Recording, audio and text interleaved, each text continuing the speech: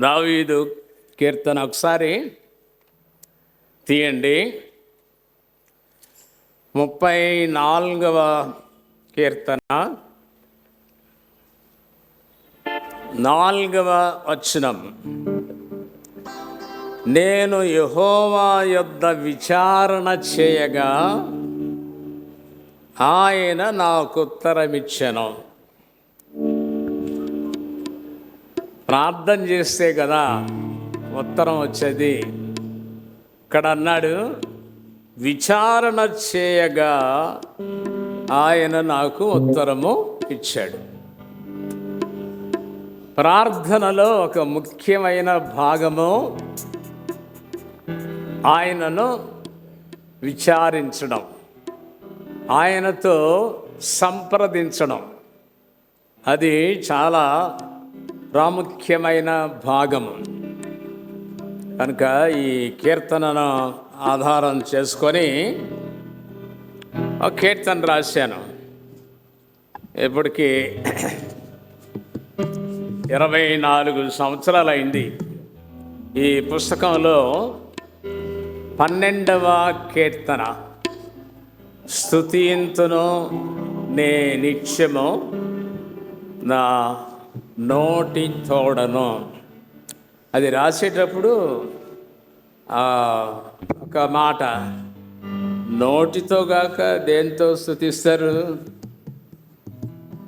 అని అనుకొని ఈ వాక్యములో దావీదు అన్న మాట అది. నేను ఎల్లప్పుడూ యెహోవాను సన్నుతించెదను, నిత్యము ఆయన కీర్తి నా నోట ఉండును. నోటితో నేను కీర్తిస్తాను అని చెప్పాడు. దాని ఆధారంగా ఈ కీర్తన వ్రాయడం జరిగింది. 3 చరణాలు, అవి 3 కూడా పాడి దేవుని వాక్యములోకి వెళ్ళాలని ఆశిస్తున్నాను. స్తుతింతును నే నిత్యము నా నోటి తోడను, స్తుతింతును నే నిత్యము నా నోటి తోడను. దేవా ఎల్లప్పుడు, దేవా ఎల్లప్పుడు నేను సన్నుతింతును,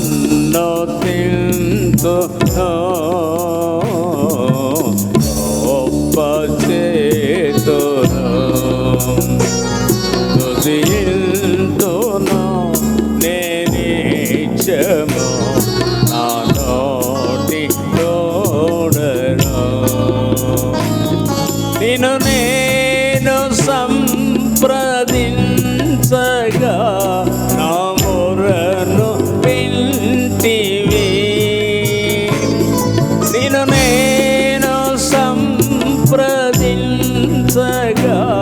నా మొరను వింటివి. వెలుగించి రక్షించి, వెలుగించి రక్షించి సంతోషపరచితివి.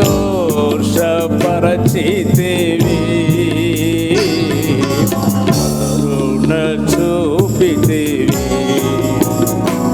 స్తుతింతును నే నిత్యము నా నోటి తోడను. నా చుట్టూ నీదు దూతను కావలిగా నుంచితివి. నా చుట్టూ నీదు దూతను కావలిగా నుంచితివి. కొదువేమి లేకుండా, కొదువేమి లేకుండా నన్ను కాచి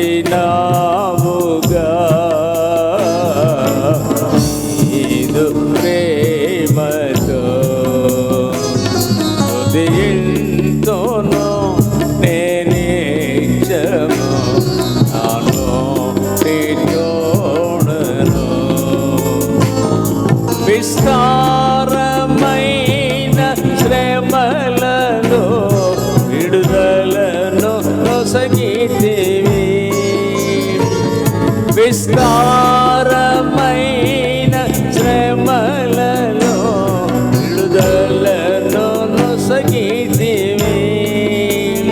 నీ శరణం నే కోరా, నీ శరణం నే కోరా, నన్ను చేరదీసితివి, ఆదరించితివి.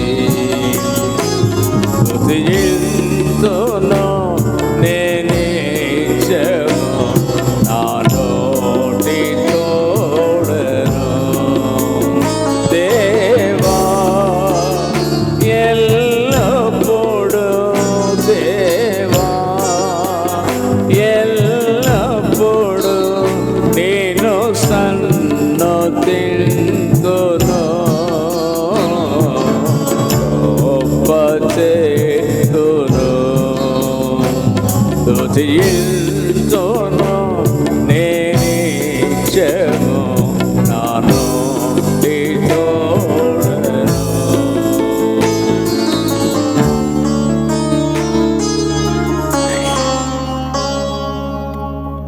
చక్కగా వాయించిన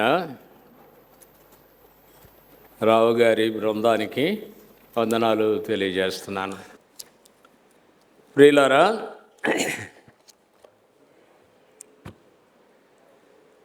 పోయిన సంవత్సరం అంతా అపోస్తలుల కార్యముల గ్రంథాన్ని ధ్యానించాము. ఇంకా కొంచెం మిగిలి ఉంటే ఈ నెలలో మిగిలిన విషయాలు కూడా మాట్లాడడం జరిగింది. పోయిన వారము నేను చెప్పిన రీతిగా ఈరోజు 28వ అధ్యాయములో 2 ప్రాముఖ్యమైన విషయాలు జ్ఞాపకము చేసి ఈ గ్రంథాన్ని ముగిస్తాను. తర్వాత లెంట్ లోపుగా 5 ఆదివారాలు వస్తున్నాయి. 5 ఆదివారాలలో ఒక పత్రిక కానీ గ్రంథాన్ని కానీ తీసుకొని 5 వారాలు మీతో మాట్లాడాలని సిద్ధపడుతున్నాను, ప్రార్థన చేస్తున్నాను. చిన్న ప్రార్థన అండి. ప్రభువా, మా ప్రేమ కలిగిన పరిశుద్ధ తండ్రి, ఎంతవరకు మీరు మాతో ఉన్నందుకై మీకు వందనములు. ఇప్పుడు మీ వాక్యాన్ని మేము కొంతసేపు ధ్యానిస్తుండగా మీ పరిశుద్ధాత్మ నడిపింపును మాకు దయచేయాలని ప్రార్థన చేస్తున్నాం. వాక్యము చెప్పడానికి నిలువబడిన మీ సేవకుని మీ ఆత్మచేత అభిషేకించుము. అవసరమైన వర్తమానాన్ని సంఘానికి అనుగ్రహించుము.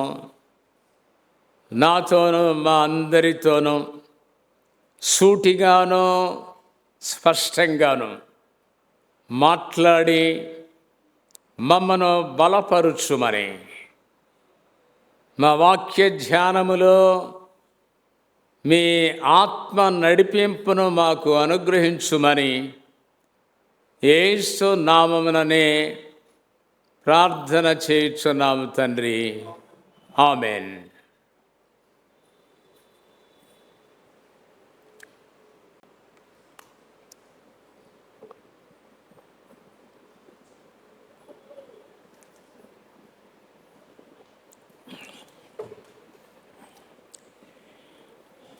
ఇరవై 28వ అధ్యాయములో నుండి 2 ప్రాముఖ్యమైన అంశములు. ప్రజల పరిచర్య మొదటి అంశము. 2 పౌలు పరిచర్య. ప్రజలు ఎలా పరిచర్య చేశారు, పౌలు ఎలా పరిచర్య చేశాడు అని రెండు భాగాలుగా విభజించి ఈ అధ్యాయంలో ఉన్న విషయాలు తెలియపరచాలని నేను కోరుకుంటున్నాను.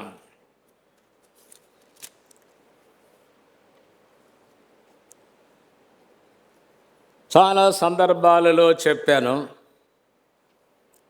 Ministry is not A one man show. మరి ఒక్కళ్ళే చేయరు పరిచర్య అంటే. చెప్పాను కదా, it's not one man show. ఒక వ్యక్తి అన్నీ చేయడం అది వాక్యానుసారం కాదు. యేసు ప్రభు యొక్క విధానం కాదు. యేసు ప్రభు ఒక్కడే అన్నీ చేయగలడు. కానీ 12 మందిని ఏర్పాటు చేసుకోవడం, ఆయన పరిచర్యలో వారికి స్థానం ఇవ్వడం జరిగింది. కనుక ప్రియులారా, పరిచర్య అంటే every person should be involved. ప్రతి వ్యక్తి పరిచర్యలో భాగమై ఉండాల. నేను ఏదైనా కార్యక్రమం జరిగిస్తే అన్నీ నేను చేయను, అది నాకు ఇష్టం లేదు, అది వాక్యానుసారమైన విషయం కాదు. అందరూ ఆ ప్రోగ్రాంలో ఏదో ఒక రీతిగా ఇన్వాల్వ్ కావాలి. కొంతమంది ఆలస్యంగా వస్తారు, నాకేం అవకాశం ఇవ్వలేదే అని ఎక్స్పెక్ట్ చేస్తుంటారు. అట్లాంటి రకాలు ఉన్నారు.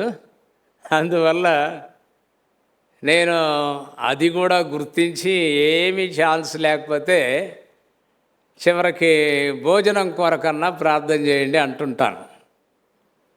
ఆ ముగింపు ప్రార్థన చేసేవాళ్ళు చేసేయచ్చు, but I want to involve every person in the ministry. అది బ్యాప్టిస్ట్ విధానం కూడా. కనుక ఇది బైబిల్లో నుండి మనం నేర్చుకుంటున్న విషయం.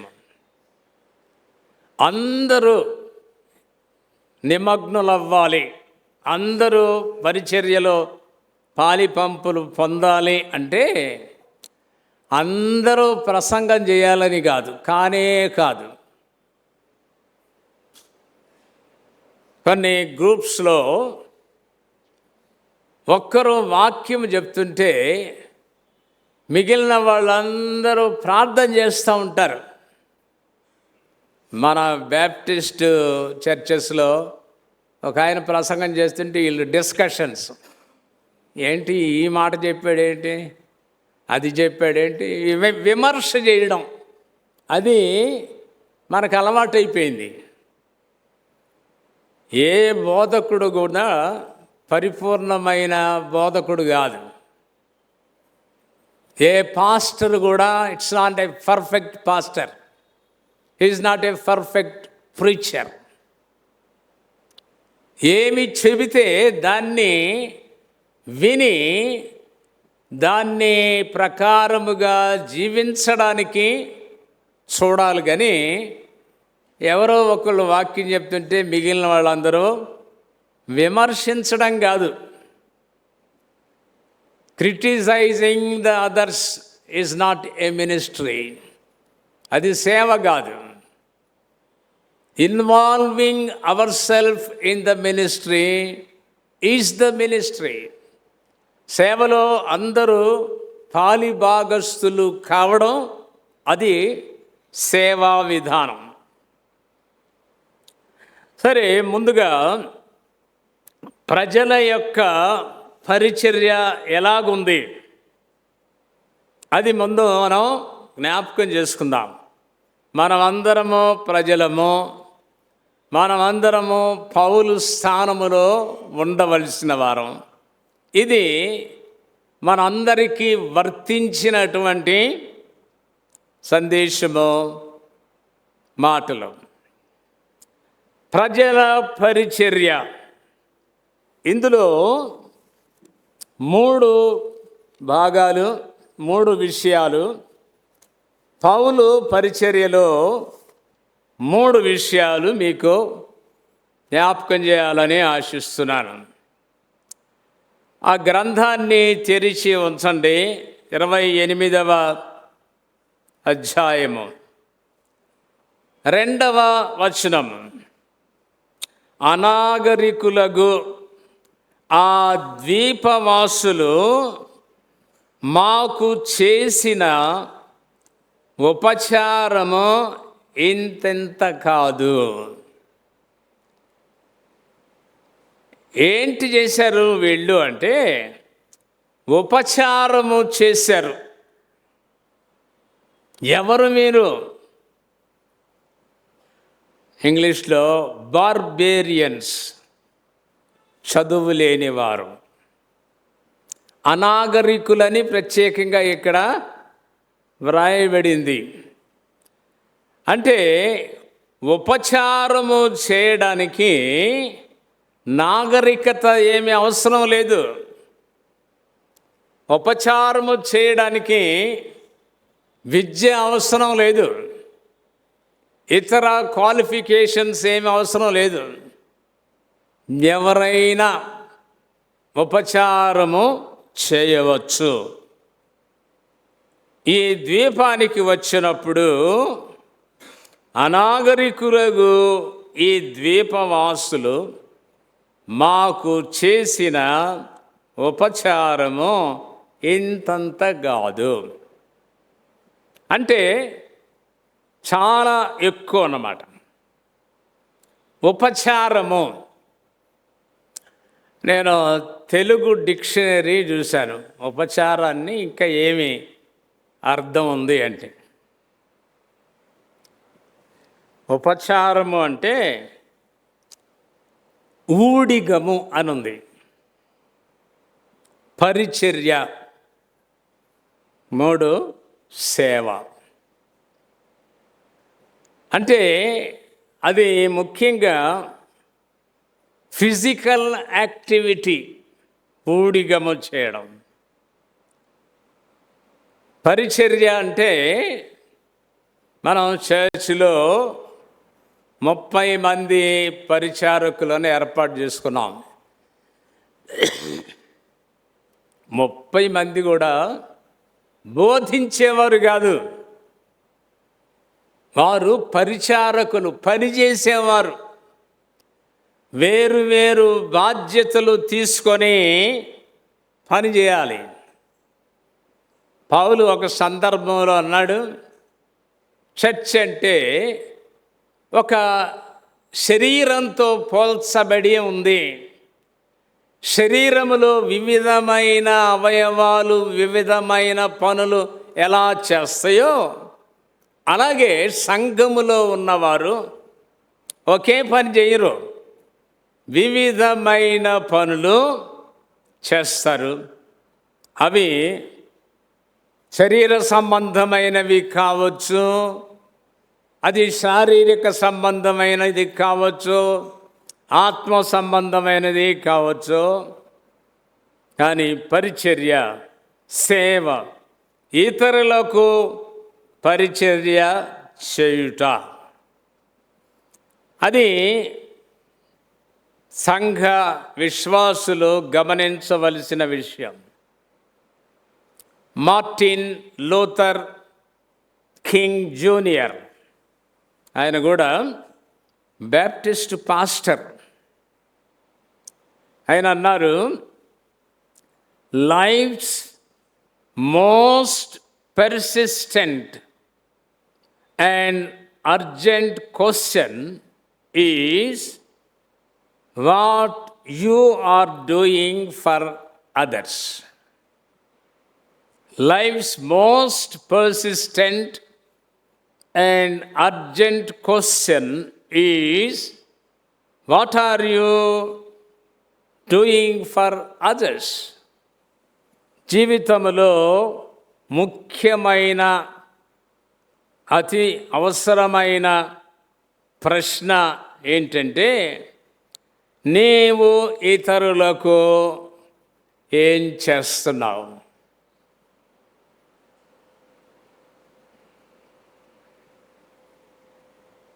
మంచి సమరయుని ఆ పేరబుల్ మనం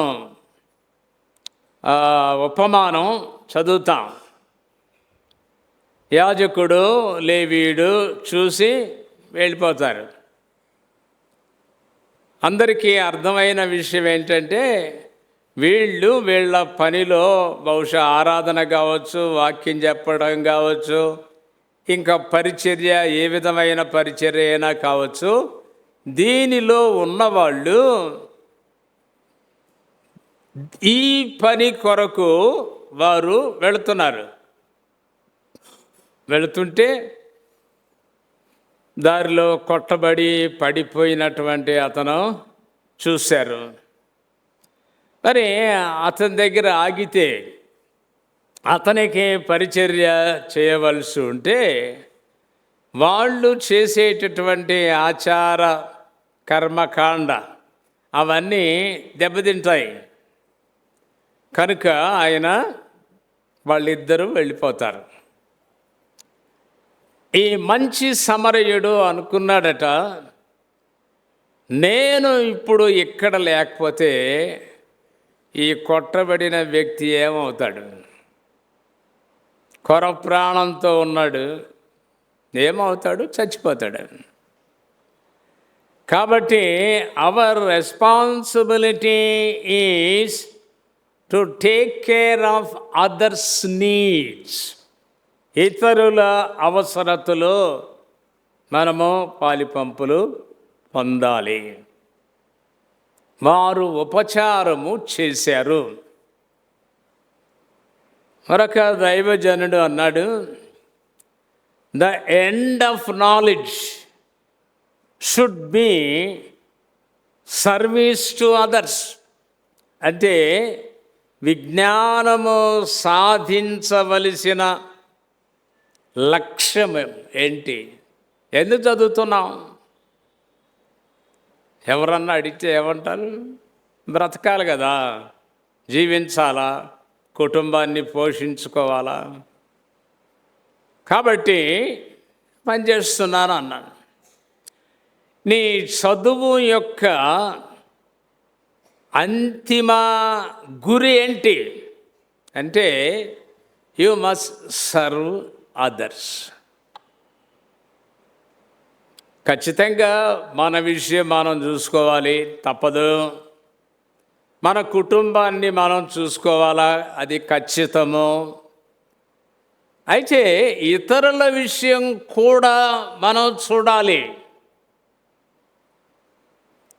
పౌలు అన్నాడు, అందరూ తమ సొంత కార్యములనే చూసుకొనుచున్నారు కానీ ఇతరుల కార్యములు చూడడం లేదు. ఫిలిప్పీ పత్రిక 2వ అధ్యాయము 4వ వచనం. ఫిలిప్పీ 2:4, మీలో ప్రతివాడును తన సొంత కార్యములను మాత్రమే గాక ఇతరుల కార్యములను కూడా చూడవలెను. చాలా చక్కని మాట వాడబడింది. సొంత కార్యములనే గాక అంటే నీ పని నువ్వు చేసుకోవాలి, నీ కుటుంబాన్ని నువ్వు చూసుకోవాలి.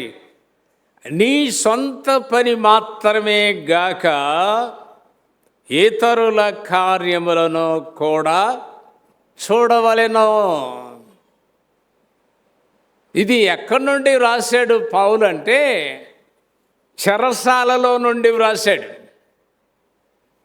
ఆ పరిస్థితిలో ఎవరైనా ఉంటే 24 గంటలు దేవుడా మరి ఎప్పుడు నన్ను బయటికి పంపిస్తావు, నాకెప్పుడు రిలీజ్ వస్తుంది, నేను ఎప్పుడు బయటపడతాను, దీన్ని గురించే ఎక్కువగా మనం ఆలోచిస్తాం.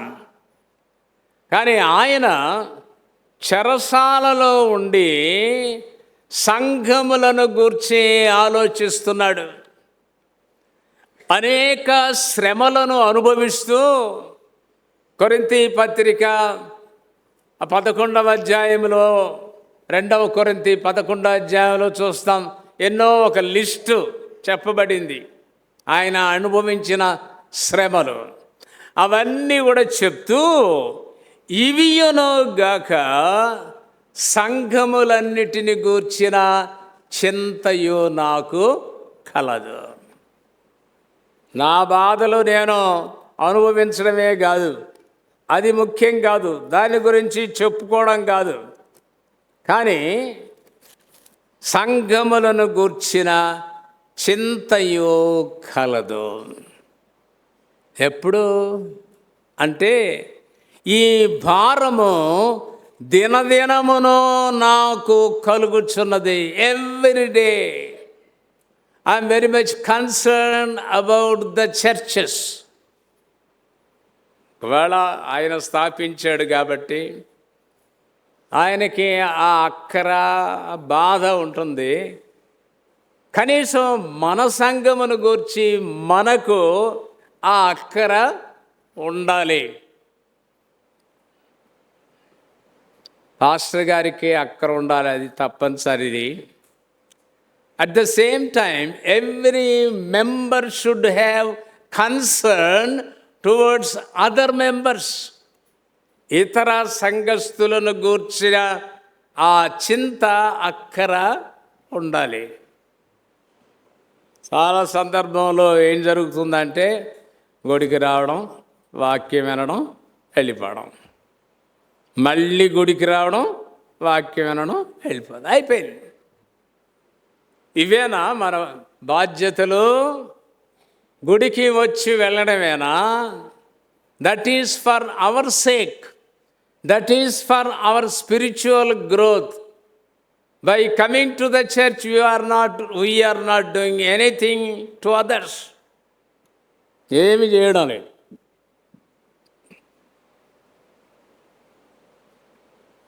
Leadership is not holding position. గమనించండి, leadership is not holding position but serving others. నాయకుని లక్షణం పదవిలో కొనసాగడం కాదు, పదవిని పెట్టుకొని వేలాడడం కాదు. Leadership is not holding position but serving others. ఇతరులకు ఏమి పరిచర్య చేస్తున్నాము. మన దేశంలో చాలా ఉన్నతమైన వ్యక్తులు ఉన్నారు. రవీంద్రనాథ్ ఠాగూర్ గారు ఒక మాట అన్నాడు, నేను నిద్రపోతే నాకు కల వచ్చింది, ఆ కలలో నాకు తెలిసింది ఏంటంటే జీవితం అంతా సంతోషదాయకమైనది అని. నేను నిద్రపోతే నాకు కలలో తెలిసింది ఏంటంటే జీవితము సంతోషకరమైన బ్రతుకు. అయితే నేను లేచేటప్పటికి జీవితం అంటే సంతోషమే కాదు, సేవ. నిజ జీవితంలో ప్రవేశిస్తే ఆ సేవలో ఉన్న ఆనందాన్ని అనుభవించడం.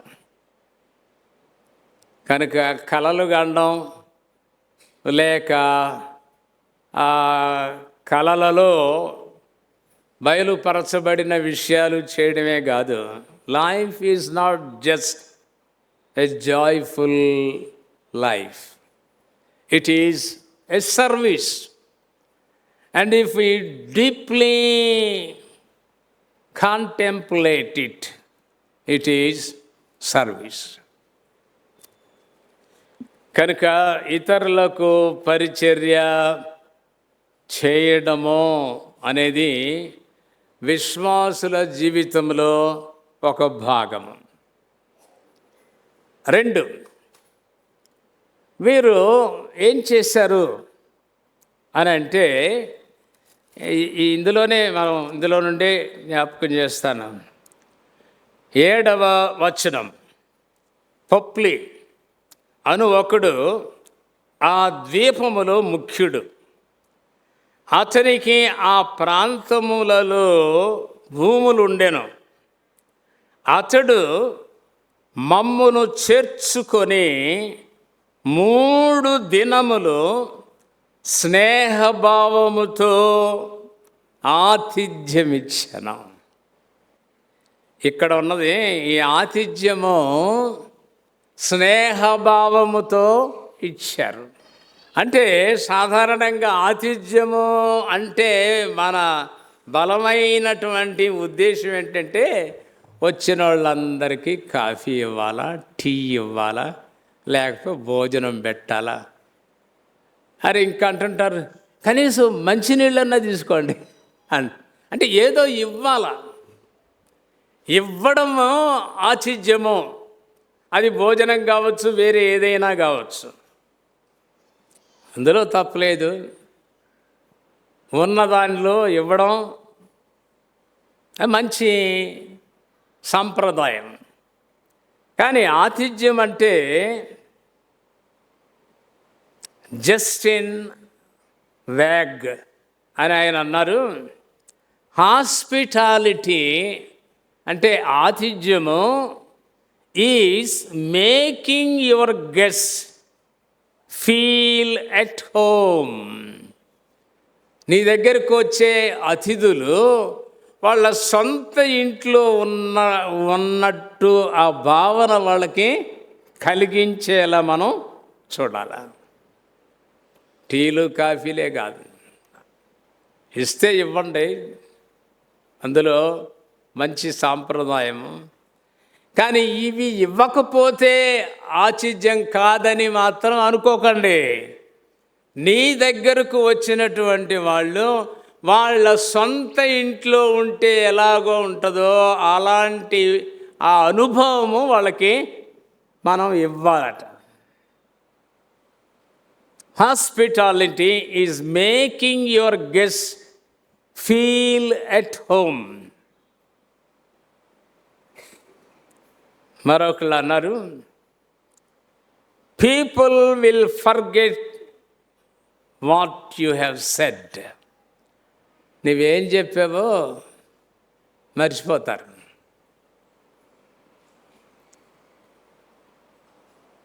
They forget what you did. నువ్వేం చేసావో కూడా మర్చిపోతారు. అప్పుడప్పుడు అంటుంటారు కదా, ఎంత చేశాను ఆ వ్యక్తికి, అన్ని మర్చిపోయాడు. నిజం, నువ్వేం చెప్పావో మర్చిపోతారు, నువ్వేం చేసావో మర్చిపోతారు. People will forget what you said. నువ్వేం చెప్పావో మర్చిపోతారు. People will forget what you did. నువ్వేం చేసావో అది కూడా మర్చిపోతారు. But people will never forget what you made them feel. వాళ్ళ ఇంటికి వెళ్ళినప్పుడు ఒకళ్ళ ఇంటికి వెళ్ళిన వాళ్ళు ఎలా చూశారు అనేది ఎవ్వరు మర్చిపోరు. నేను కొన్ని దేశాలకు వెళ్ళాను, కొంతమంది పరిచయం అయ్యారు. వాళ్ళు ఏం చేశారో నాకు గుర్తు ఉంది, వాళ్ళ పేర్లు గుర్తు లేవు, వాళ్ళ అడ్రస్లు లేవు నా దగ్గర.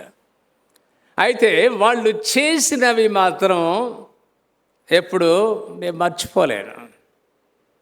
వాళ్ళు ఏం మాట్లాడారో నాకు గుర్తులేదు, కానీ వాళ్ళు ఇచ్చినటువంటి ఆతిథ్యము, వాళ్ళు చూపిన ప్రేమాభిమానము నేను ఎప్పుడు మర్చిపోలేను. 1 పేతురు 4:9 ఇందా చదివిందే, సణుగు కొనకుండా ఒకనికి ఒకడు ఆతిథ్యము చేయుడి. పేతురు గమనించాడు అనుకుంటాను, ఎక్కడన్నా ఆయనకి తగిలి ఉంటారు. సణుక్కోకుండా చేయండి.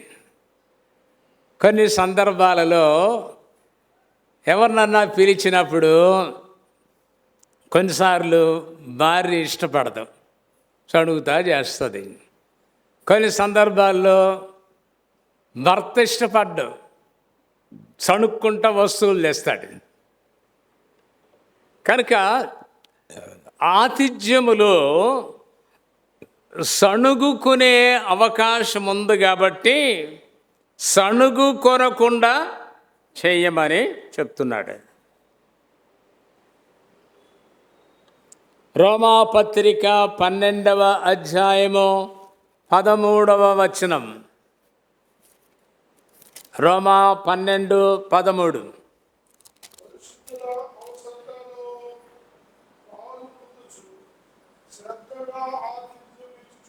చాలు. వారి అవసరములలో పాలు పొందుచు శ్రద్ధగా ఆతిథ్యము ఇచ్చుచుండుడి. మనకి కొంచెం మొహమాటం ఎక్కువ. ఎవరన్నా ఏదైనా భోజనం దగ్గర కానీ కూర దగ్గర కానీ వద్దండి, వద్దు వద్దు, చాలండి, చాలు చాలు. ఇతర దేశాల్లో చాలంటే ఇంకంతే సంగతులు, ఇక మళ్ళీ ముట్టుకోరు. అప్పుడు ఫీల్ అవుతారు, అరే పొరపాటున చాలన్నానా అని. వీళ్ళరా ఇక్కడ ఏమి ఉందంటే శ్రద్ధగా ఇవ్వండి. లోతు దగ్గరికి కొంతమంది సేవకులు వచ్చారు. రండి మా దగ్గర భోంచేసి వెళ్ళండి అంటే వాళ్ళు అన్నారు, మేము నడి వీధిలో ఉంటాం. కాదు కాదు, లోపలికి రండి. చూడండి, ఆదికాండము 19వ అధ్యాయము 19. దొరికిందా?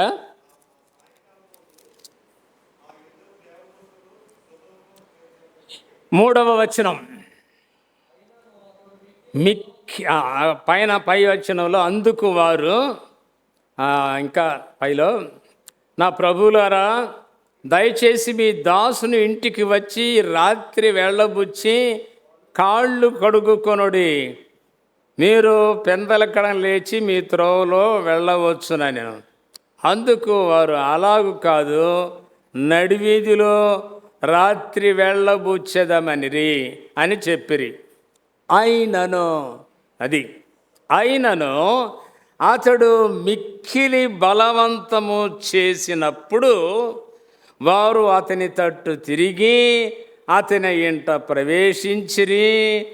అతడు వారికి విందు చేసి పొంగని రొట్టెలు కాల్చగా వారు భోజనము చేసిరి. అంటే మన సాంప్రదాయం ఏంటంటే,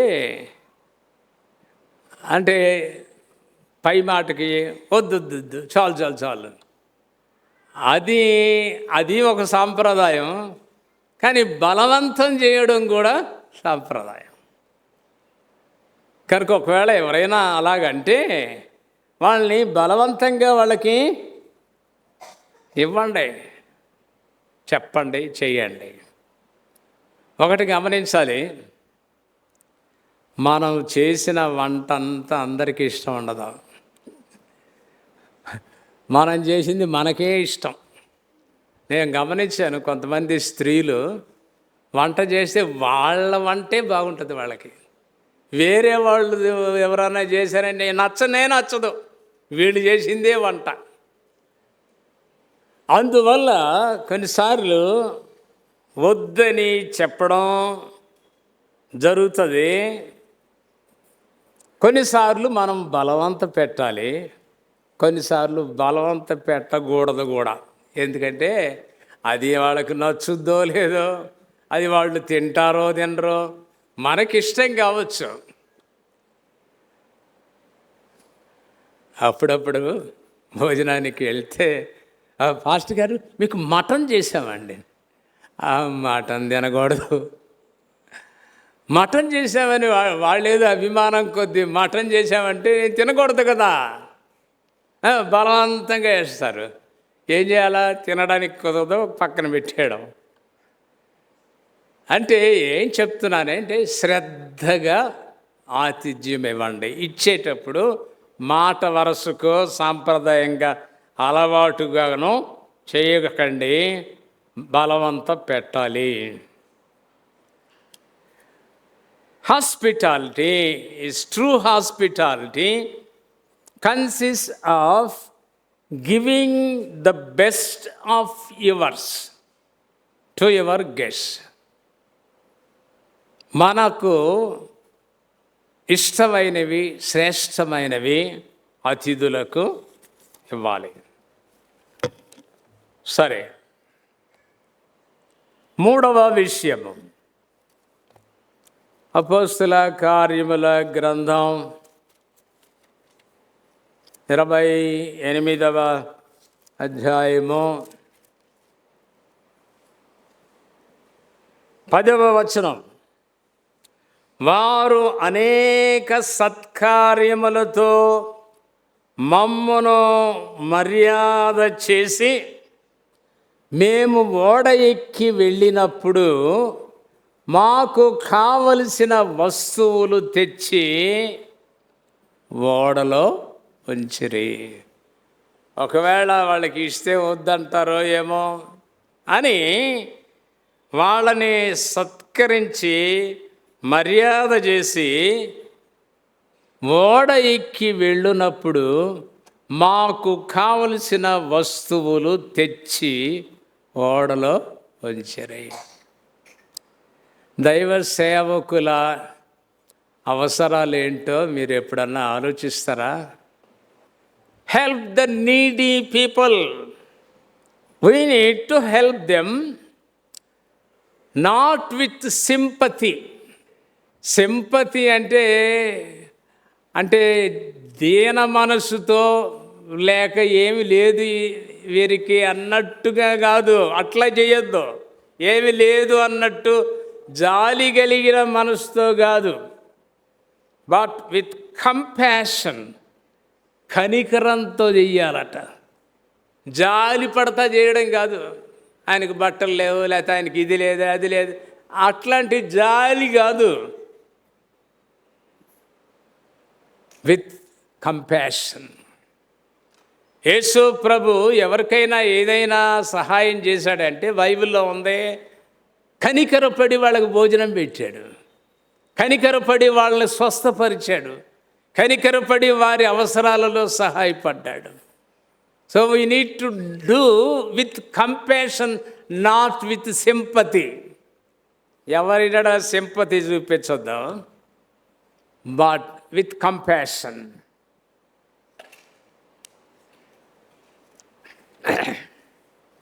ఇప్పుడు పౌలు పరిచర్య, ఈ అధ్యాయంలో చాలాసార్లు పౌలుని గురించి మనం జ్ఞాపకం చేసుకున్నాము.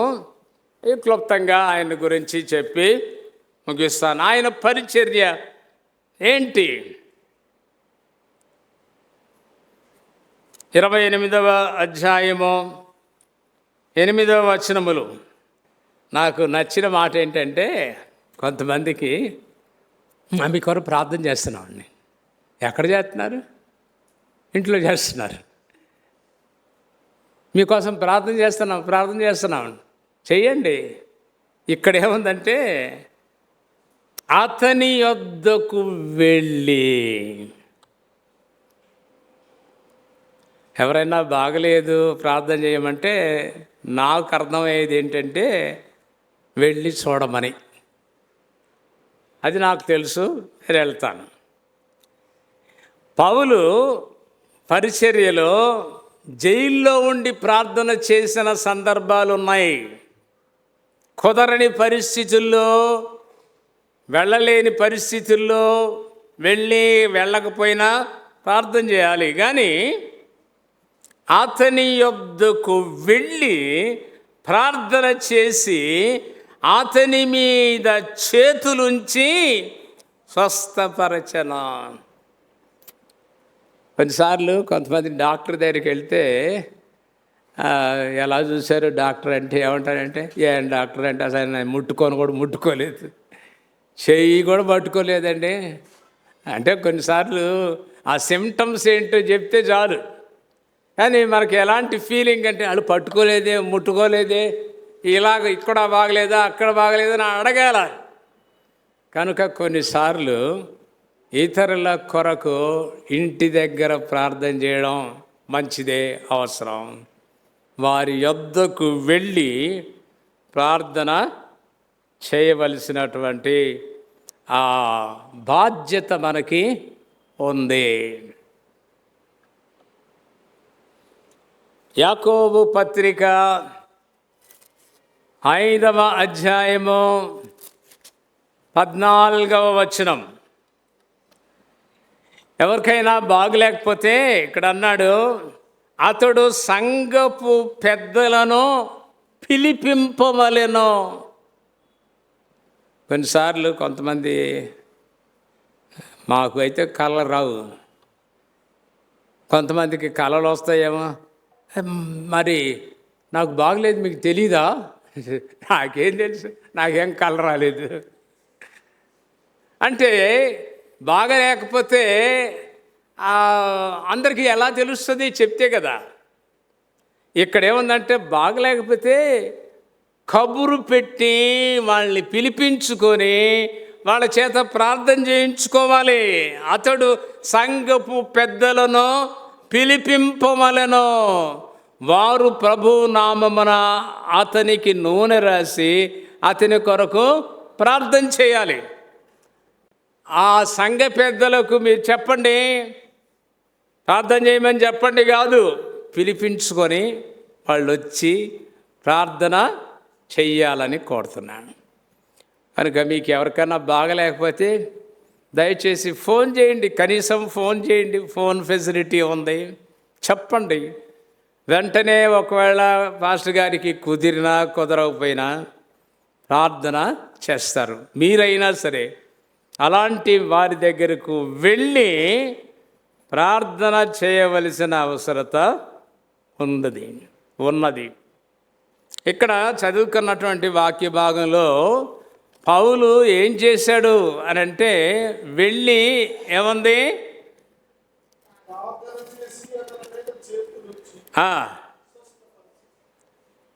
వచ్చి స్వస్థపరచడం. స్వస్థపరచడం అనేది మన చేతుల్లో లేదు. చాలామంది మంచి డాక్టర్స్ చెప్తారు, we treat the patients but God heals the patients. అలాగే మనము ప్రార్థన చేయడం మన వంతు, బాగు చేయడం ఆయన వంతు. పౌలు పరిచర్యలో అనేక మంది వ్యాధిగ్రస్తులకు ఆయన పరిచర్య చేశాడు. తర్వాత 28-21 చూడండి. రెండవ విషయం,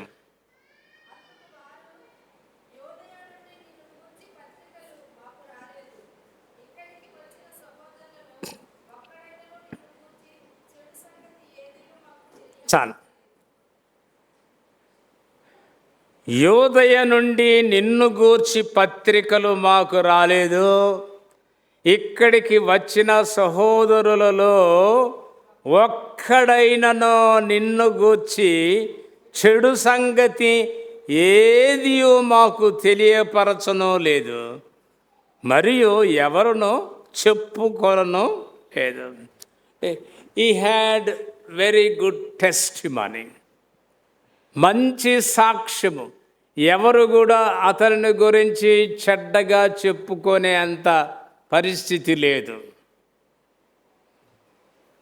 కనుక మంచి సాక్ష్యము అవసరము.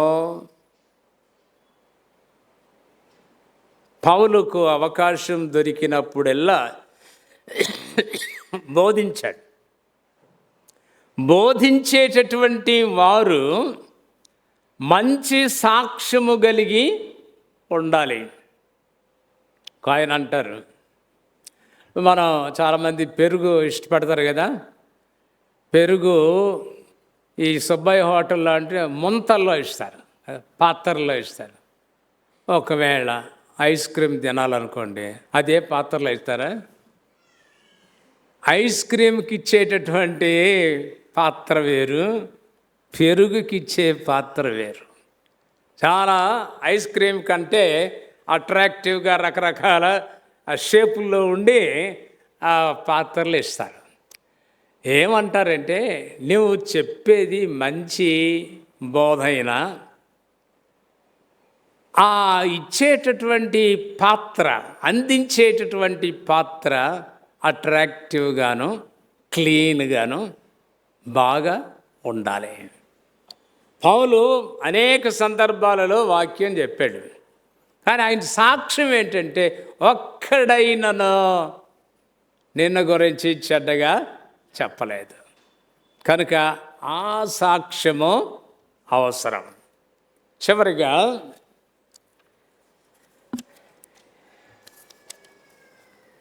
ఆయన సందేశము 23వ వచనం, 28, 23.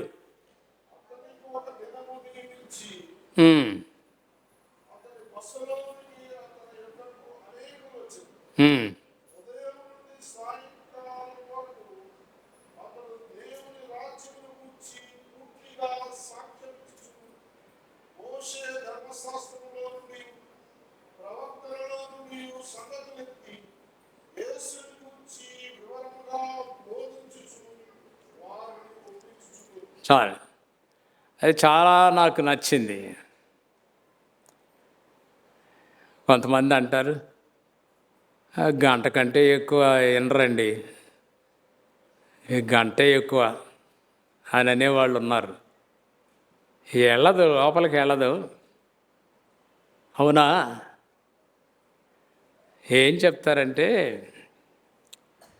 శరీర సంబంధమైన ఆహారం అయితే ఎంత తింటాం అంత తింటాం. ఒకవేళ ఎక్కువైంది అనుకోండి, అస్సలు ఇంకా లోపలికి వెళ్ళదు. కడుపు నిండిన తరువాత తేనె పట్టైనా కానీ పనిచేయదు. కానీ వాక్యం అనేది అది తినే కొద్దీ ఆకలి పుడుతుందట.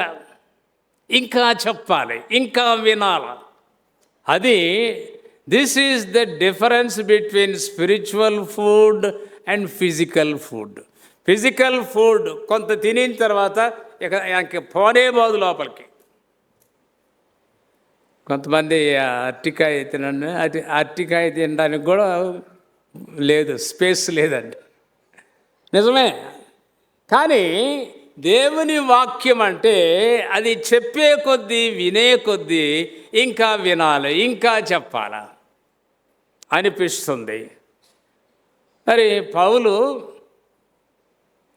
ఎంతసేపు చెప్పాడంటే, ఉదయము నుండి సాయంకాలము వరకు. ఆ క్రేక్ చర్చిలో ఉన్నప్పుడు చిన్న స్లిప్పులు పంపించేవారు, మీరు ఎక్కువసేపు మాట్లాడుతున్నారు. కోపం వచ్చి వినలేకపోతే వెళ్ళిపోండి. నన్ను మీరు అట్లా కంట్రోల్ చేయడానికి ప్రయత్నం చేయొద్దు. నేను ఎంతసేపు మాట్లాడాలో నాకు తెలుసు.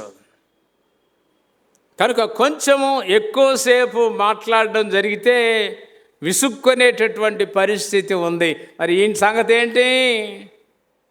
ఉదయము నుండి సాయంకాలము వరకు ఆయన బోధిస్తూ ఉన్నాడు. దేవుని రాజ్యమును గూర్చి ధర్మశాస్త్రము నుండి, ప్రవక్తల మాటలలో నుండి బోధించాడు. 23వ వచనములో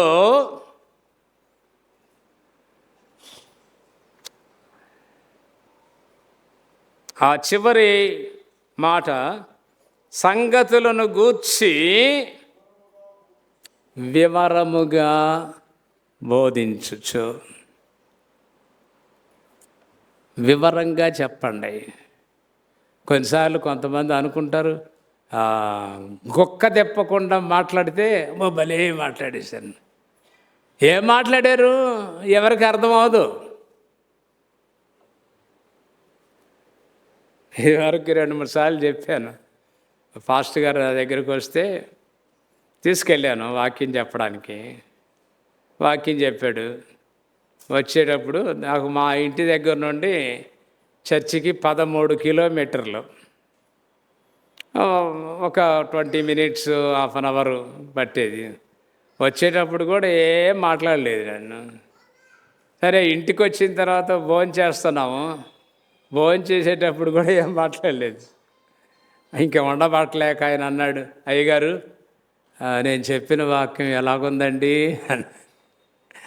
అప్పటికి కూడా బాగుందని అనలేదు, నవ్వేశాను. ఎలాగుందండి అంటే ఇంకా ఆయనకు అర్థమైపోయి, మనం చెప్పామంటే ఎవడికి అర్థం కాకూడదు. నాకు అర్థం అవ్వలేదు అంతే. ఇలాంటి మనుషులు కూడా ఉంటారా? ఇలాంటి బోధకులు కూడా ఉంటారు. మనం చెప్తే ఎవడికి అర్థం కాకూడదు. అర్థం కాని మాటలు మాట్లాడితే ఎవడింటాడు? ఎవడికి అర్థం అవుతుంది? ఎవడు తెలుస్తుంది? ఇక్కడ ఉంది, వివరముగా బోధించినాడు. అపోస్తుల కార్యములు 14వ అధ్యాయం చూడండి. 14వ అధ్యాయము 1వ వచనం. ఈ కొనియాలో జరిగినదేమనగా, వారు కూడి యూదుల సమాజ మందిరములో ప్రవేశించి, ఏముంది, తేటగా బోధించినందున అనేకులు విశ్వసించారు. కనుక కొన్నిసార్లు మనల్ని మనం ప్రశ్నించుకోవాలా. మాట్లాడేమో ఎవరికి అర్థమైంది? నాకు కొన్నిసార్లు డౌట్, ఈ వాయిస్ సరిగ్గా వినపడుతుందా? కొంతమంది కింద కూర్చున్న వాళ్ళు కంప్లైంట్ చేస్తున్నారు, మీ మాటలు ఏం అర్థం అవ్వట్లేదు, స్పష్టంగా వినపట్లేదు. నేను ఇక్కడ నిలబడి మాట్లాడి బాగా మాట్లాడాను అని అనుకుంటే అది వినపడాలి కదా, కింద వాళ్ళకి అర్థం అవ్వాలి కదా.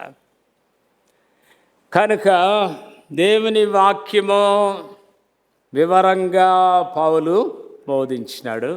చివరిగా ఇంకొక విషయం ఏంటంటే, అది చెప్పి ముగిస్తాను. ఎలా చెప్పాడు?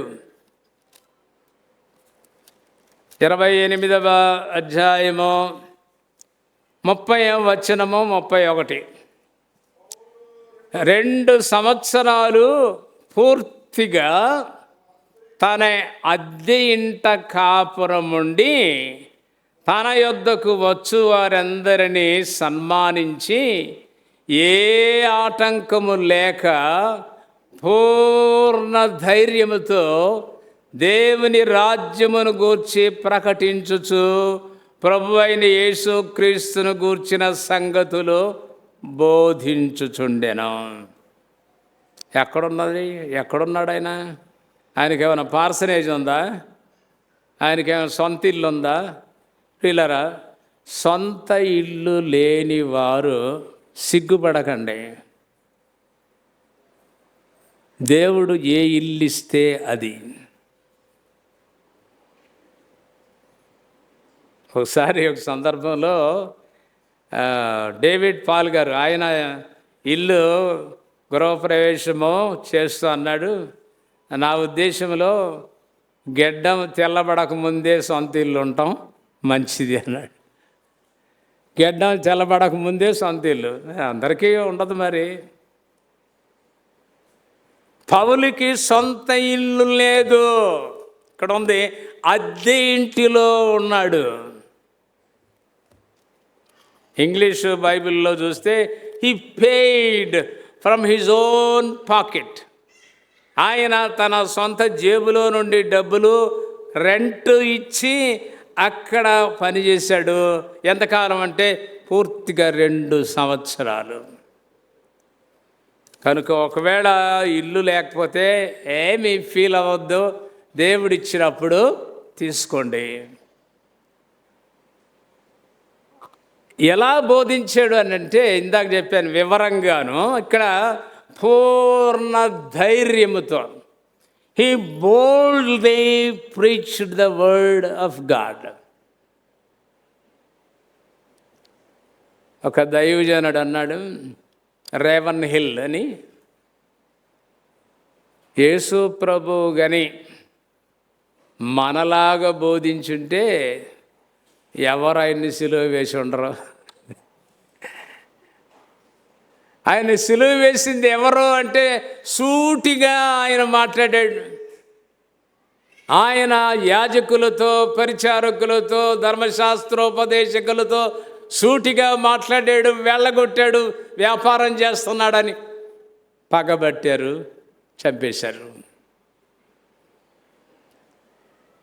ఆయన మనలాగా మాట్లాడే పరిస్థితి అయితే ఎవరు ఆయన్ని సిలువ వేసి ఉండరు. మనం అనేక సార్లు రాజీ పడుతూ మాట్లాడడం, వాళ్ళేమనుకుంటారో వీళ్ళేమనుకుంటారో అవసరం లేదు. దేవుని వాక్యము ధైర్యంగా బోధించాల. ఇంకొక మాట, బోల్డ్ ప్రీచింగ్ ఈ స్టెప్పింగ్ ఆన్ ద స్నేక్. ధైర్యంగా బోధించడం అంట పాము మీద కాలేసినట్టు. పాము మీద కాలేసామనుకోండి, ముద్దు పెట్టుకుంటుంది, అది పాము కాటేస్తుంది కదా. కనుక కొన్నిసార్లు మనం గట్టిగా మాట్లాడితే కాటేస్తారు, గట్టిగా మాట్లాడితే తిరగబడతారు.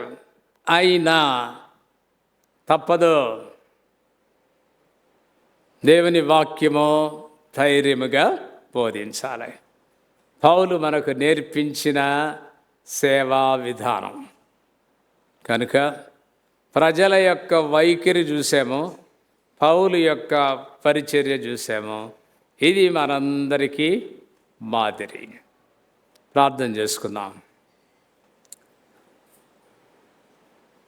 ప్రభువా మా దేవా, ఈ గ్రంథము నుండి అనేక విషయాలు మేము నేర్చుకోవడానికి సహాయం చేశారు. మీకు వందనాలు.